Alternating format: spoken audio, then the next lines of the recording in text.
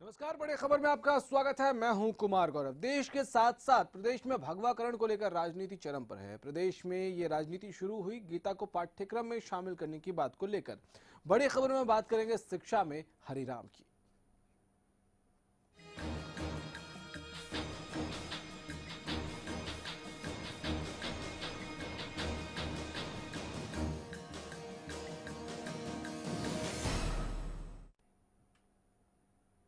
तो भगवाकरण को लेकर लगातार विपक्ष के वारों का पलटवार पिछले कुछ दिनों से बीजेपी नेताओं की तरफ से बड़े ही जोरदार तरीके से किया गया।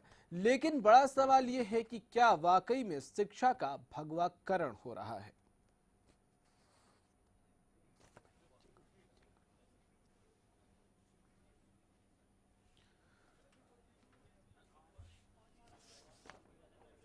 तो भगवाकरण की बात हो रही है और भगवाकरण क्या गीता को पाठ्यक्रम में शामिल करने की तैयारी भगवाकरण है?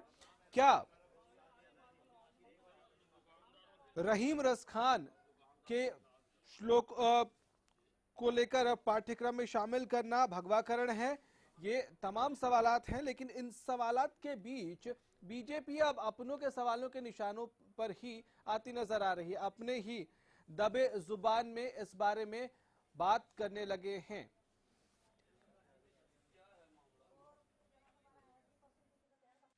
शिक्षा में हरिराम, भगवाकरण पर छिड़ी बहस। शिक्षा का हो रहा है भगवाकरण। गुस्से में पक्ष, तड़प रहा है विपक्ष। यह शिक्षा सियासी है, ये भविष्य भगवा है, ये नीति अशिक्षित है, ये शिक्षा सियासी है।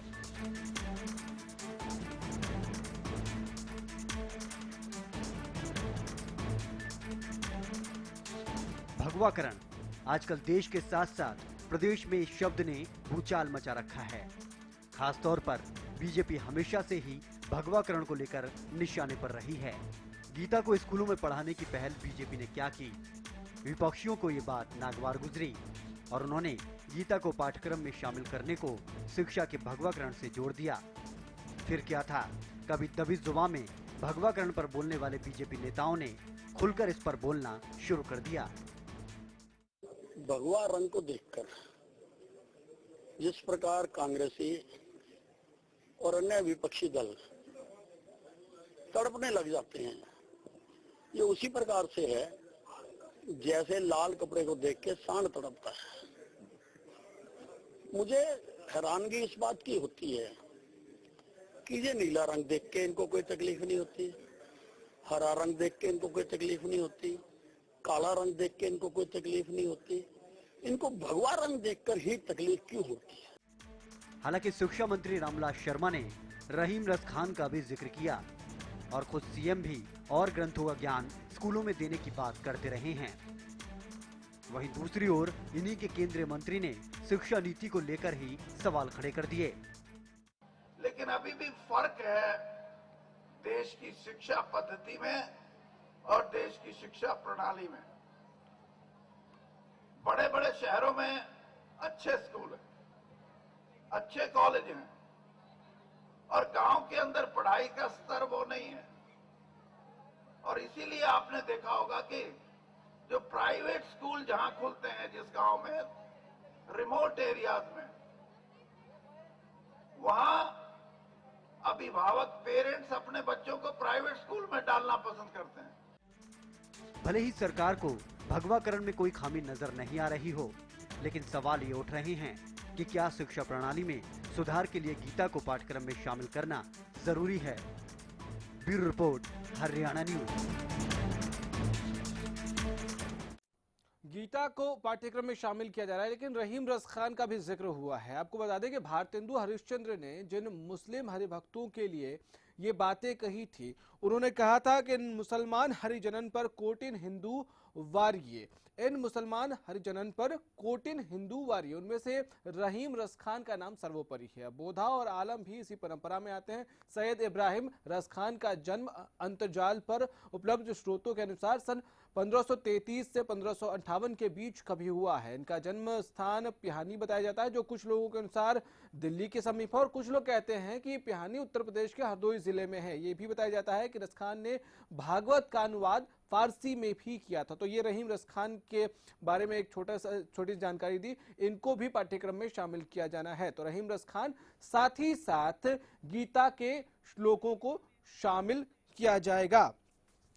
रंजीता मेहता हमारे साथ कांग्रेस से हैं। रंजीता जी, स्वागत है आपका।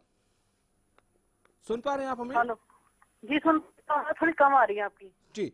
रंजीता जी, भगवाकरण का आरोप लगा रहे हैं कांग्रेस के लोग, क्यों लगा रहे हैं? क्योंकि गीता का श्लोक पाठ्यक्रम में शामिल किया जाना है। देखिए, जहाँ तक गीता की बात है, हमने कभी नहीं कहा कि गीता पढ़ाना गलत बात है, पर अगर इस पे राजनीति की जाए और इसको भगवाकरण का नाम देकर इस पे लोगों के विचारों से और मनों से खेलने की कोशिश की जाए, हम उसके खिलाफ है।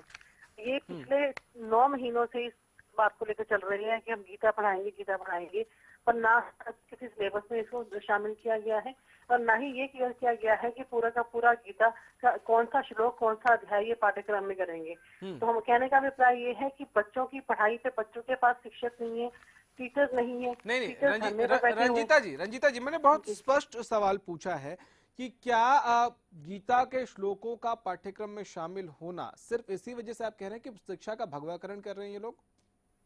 देखिए, हमने भगवाकरण करना शिक्षा में गीता को पाठ्यक्रम में शामिल करने को नहीं कहा है। किसको हमारा कहने का अभिप्राय ये है कि जो ये इसको लेकर राजनीति कर रहे हैं, कौन कर रहा है?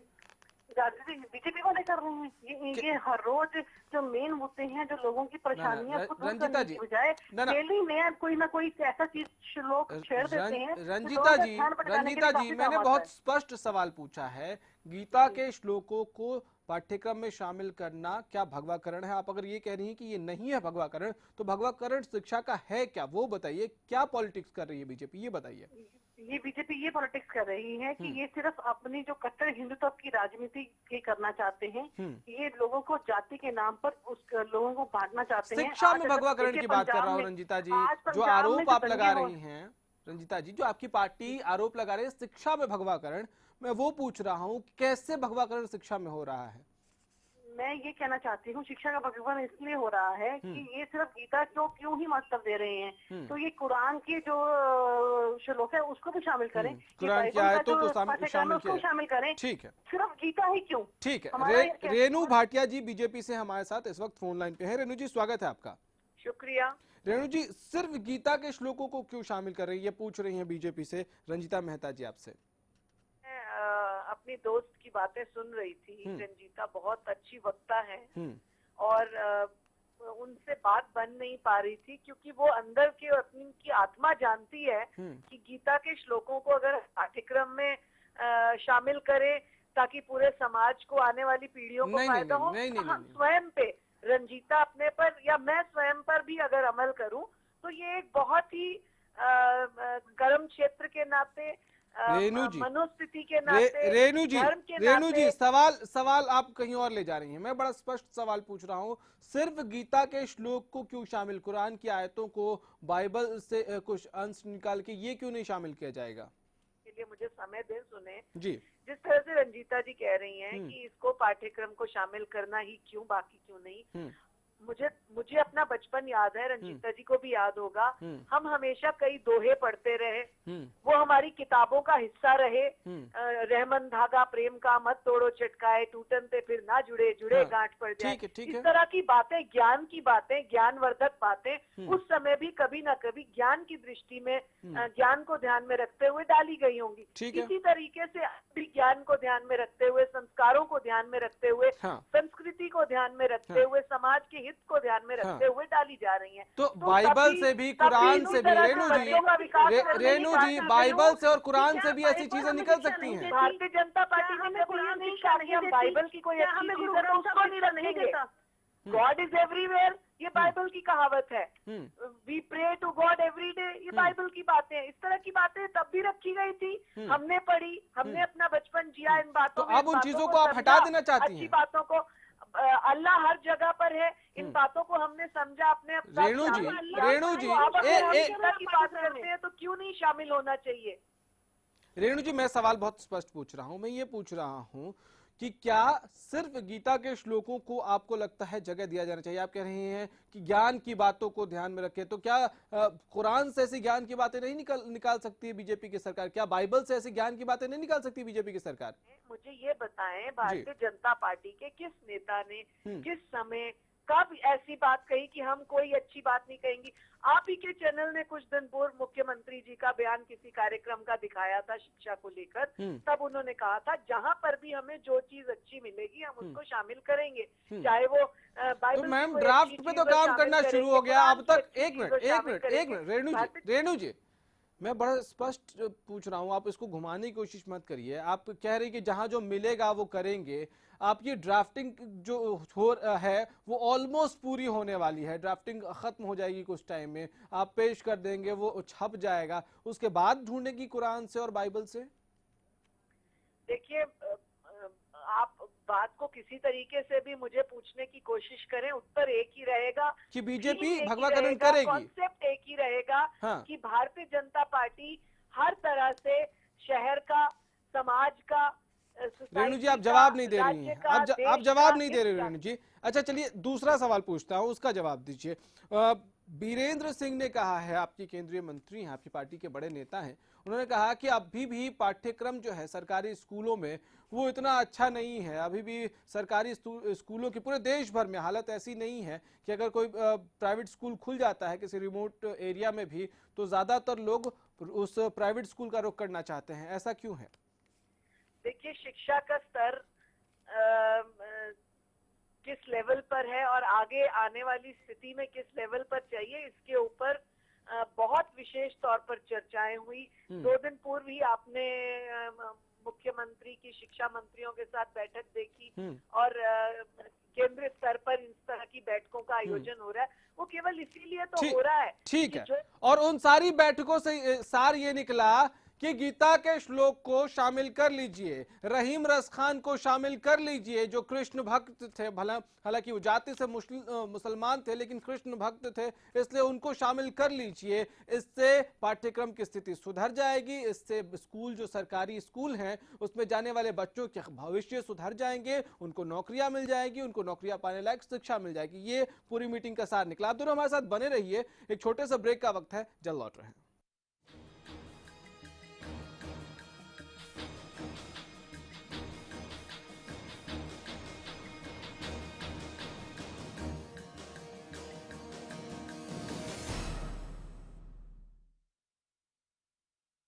फसलों पर स्प्रे के दुष्प्रभाव ने पशुओं के थनों में सूजन, गांठ, एक थन का सो जाना, खून आना व दूध कम हो जाना आदि बहुत सी बीमारियों को जन्म दे दिया है। इसलिए मैं आपको ये सलाह देना चाहता हूँ कि आप अपने सभी पशुओं के हर ब्यांत पर सोमधारा योग का एक कोर्स जरूर करवाएं। आज ही लेकर आइए पशुओं के थनों की हर बीमारी का एक कामयाब इलाज, सोमधारा योग।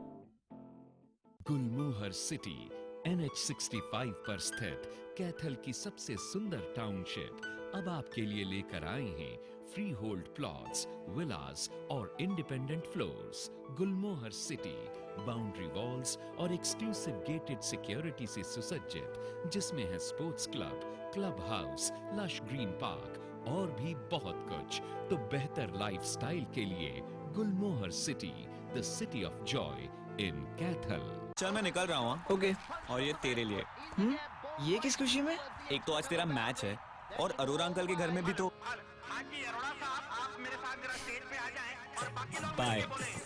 आपकी जरूरतों को वही समझते हैं जिनके लिए स्पेशल हैं आप, जैसे dish TV only for you. 9905 9905 पर आज ही कॉल करें और पाएं ऑफर्स जो है खास आपके लिए, क्योंकि स्पेशल हैं आप। सरकारी नौकरी मिलती नहीं या आप लेते नहीं, बेरोजगार रहने के 2 कारण हैं। या तो आप कोशिश नहीं कर रहे या आपकी दिशा गलत है। सरकारी नौकरी कैसे पाई जा सकती है। देखिए हमारा खास कार्यक्रम कैसे पाएं सरकारी नौकरी, हर रोज दोपहर 2:30 बजे।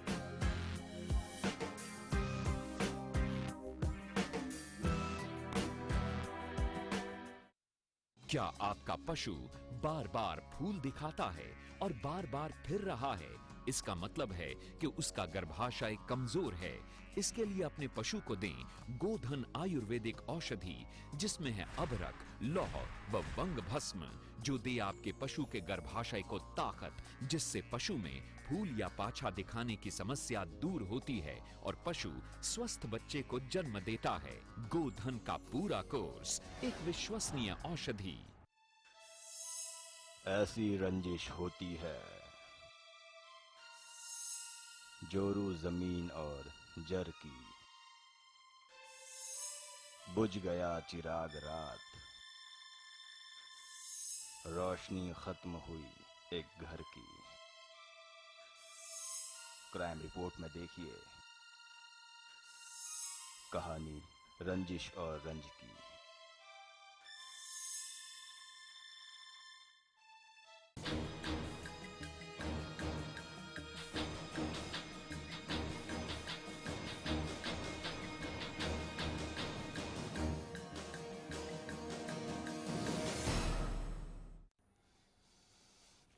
ब्रेक के बाद एक बार फिर से आपका स्वागत है। हम बात कर रहे हैं पाठ्यक्रम की। हरियाणा में किस तरह से पाठ्यक्रम में गीता के श्लोक शामिल करने की बात हो रही है और उसको लेकर किस तरह से सियासत जारी है, उस पर हम चर्चा कर रहे हैं। हमारे साथ रंजिता मेहता जी कांग्रेस से जुड़ी हुई हैं फोन लाइन पे।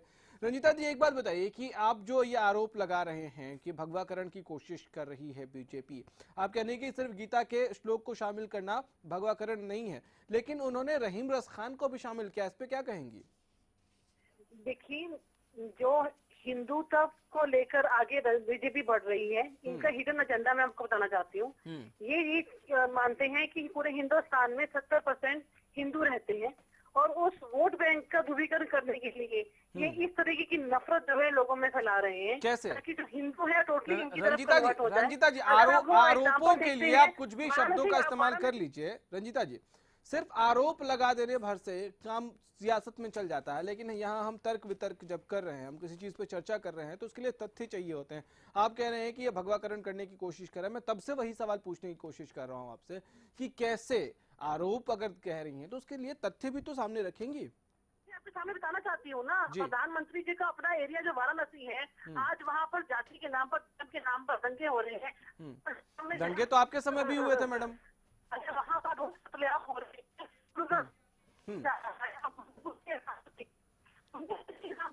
पिछले 9 साल के अंदर जो देश हाल है, हर जगह पर जो हिंदू या गैर हिंदू वाली राजनीति हो रही है, जो गैर हिंदू है अपने आप को कहीं ना कहीं इंफीरियर और इनसिक्योर महसूस करना शुरू हो गए हैं। तो ये किसलिए हुआ? क्योंकि कांग्रेस आज तक सभी जातियों को, सभी धर्म के लोगों को इकट्ठा लेके चल रही थी।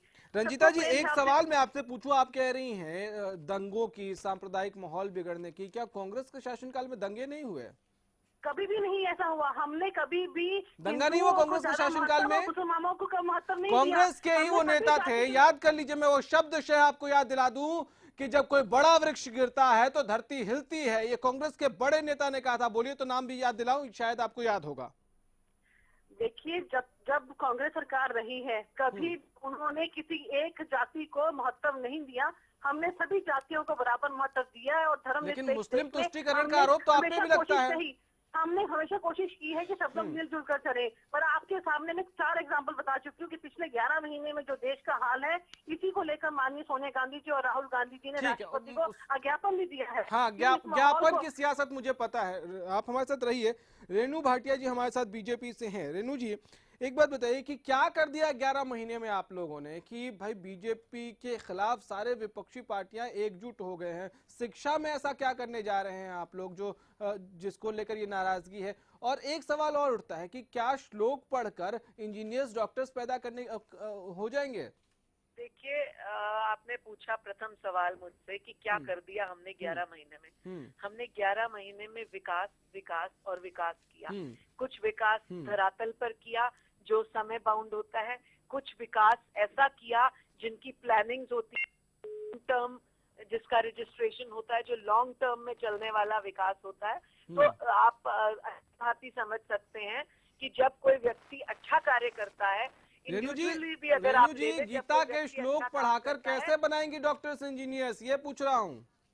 उनके पास कोई विषय नहीं रहता निंदा करने के अलावा। रेणु दूसरी जी, बात, गीता अब के आपने मुझसे श्लोक प्रश्न और रहीम रसखान को पढ़ाकर कैसे भारत बड़े डॉक्टर्स इंजीनियर्स पैदा करेगा, इसका क्या लिंक है वो बताएं। प्रश्न पूछ लिए, मैं आपको एक एक करके जवाब देती हूँ। इसी का जवाब दे दीजिए। मैं आपने मुझसे 3 प्रश्न पूछे, नहीं, इसका जवाब दे दीजिए ना। कौन सा? आपने कहा बड़े डॉक्टर्स इंजीनियर्स। हाँ, वो इसलिए ना, आपने कहा कि क्या श्लोक पढ़कर डॉक्टर्स इंजीनियर्स पैदा होंगे। जो हमारी उम्र से पहले के डॉक्टर्स हैं, या जो हमसे पैदा होने से पहले के डॉक्टर्स हैं, आज से 40 वर्ष पूर्व डॉक्टर्स बने हैं, क्या उनकी शिक्षा में अच्छी बात, संसारिक बात, सामाजिक बात ये नहीं थी क्या? तो मतलब वो पाठ्यक्रम अच्छा था, बराबर से है। मतलब वो पाठ्यक्रम अच्छा था। पूछना चाहती हूँ रेणु जी, बात तो इसका मतलब वो पाठ्यक्रम अच्छा था, फिर बदलाव की आवश्यकता क्यों? आप पूरे तथ्य सुनेंगे तो आपको आंसर मिलेगा। जी बोलिए। गीता और मैं जो पढ़ के बड़े हुए हैं, हाँ। क्या हमने उसमें संसारिक बातें, सामाजिक बातें, जनहित की बातें नहीं सीखी? अगर हम एक बात करते हैं कि प्रेम की बोली बोले रहमत का, प्रेम का मत तोड़ो चिटकाए, क्या इसमें हमने समाज के हित की बातें नहीं सीखी? ठीक है। तो अगर अब अगर कोई अच्छा श्लोक पढ़ने तो ये अच्छा श्लोक सिर्फ गीता में क्यों मिल रहा है बीजेपी वालों को? सवाल यही तो है। रेणु जी, आप हमारे साथ रहिए लाइन पे। सर्वदानंद आर्या जी राजनीतिक विश्लेषक हैं, हमारे साथ फोन लाइन पे हैं। सर्वदानंद जी, स्वागत है आपका। मुझे शिक्षाविद है सर्वदानंद जी, हमारे साथ इस वक्त फोन लाइन पे हैं। लगता है फोन डिस्कनेक्ट हो गया, कोई नहीं। रेणु जी, आपके पास आऊंगा, उससे पहले रंजिता मेहता जी से सवाल पूछो। रंजिता जी, आपको नहीं लगता है कि कांग्रेस थोड़ा ज्यादा हावी होने की कोशिश कर रही है, या ज्यादा तेज वार करने की कोशिश कर रही है? थोड़ा माइल्ड भी हो सकते हैं इस पर कि रेणु भाटिया जी से मैं ये पूछना चाहती हूँ कि पिछले 1 साल में शिक्षा के स्तर को ऊंचा करने के लिए बीजेपी सरकार ने क्या नए कदम उठाए हैं? पिछले 1 साल में इन्होंने एक भी नियुक्ति हरियाणा के अंदर नहीं की है। ठीक है, जवाब ले लेते हैं, जवाब ले लेते हैं। जेबीटी के 9,000 टीचर जो ऑलरेडी जवाब ले लेते हैं। जवाब रेणु जी, जवाब दे दीजिए। जो 4300 गैस टीचर थे उनको ये निकाल। रेणु जी जवाब देंगी? लगता है रेणु जी का फोन डिस्कनेक्ट हो गया है। तो ऐसे में बहुत सारे सवाल हैं जिनका जवाब बीजेपी को देना होगा। क्या पिछला पाठ्यक्रम उनको गड़बड़ लग रहा था, और अगर गड़बड़ लग रहा था तो उसमें सुधार की गुंजाइश क्या सिर्फ गीता के श्लोकों को शामिल करने के लिए ही थी? क्या उसमें सुधार की गुंजाइश सिर्फ रहीम रसखान को शामिल करने की थी, या उस पाठ्यक्रम में कुछ सीरियस और प्रैक्टिकल बदलाव करने की जरूरत थी? आप स्किल डेवलपमेंट की बात करते हैं, तो स्किल डेवलपमेंट क्या गीता के श्लोक पढ़ने से हो जाएगा? क्या स्किल डेवलपमेंट सिर्फ रहीम रसखान को पढ़ने से हो जाएगा, या नीतिगत बदलाव शिक्षा में बहुत जरूरी है? शिक्षा नीति में बदलाव बहुत जरूरी है, और बहुत मेजर बदलाव की जरूरत है। ये बहुत बड़ा सवाल है। और ये भगवाकरण को लेकर जिस तरह से सियासत चल रही है, दोनों दलों को, इनफैक्ट सारे दलों को बैठकर सोचना चाहिए, और कम से कम शिक्षा नीति पर तो किसी तरह का डिस्प्यूट नहीं होना चाहिए, क्योंकि इससे आपके, हमारे, हम सब के भविष्य, यानी कि देश के भविष्य, बच्चों का भविष्य खतरे में पड़ सकता है। फिलहाल इतना ही, इजाजत दीजिए, नमस्कार।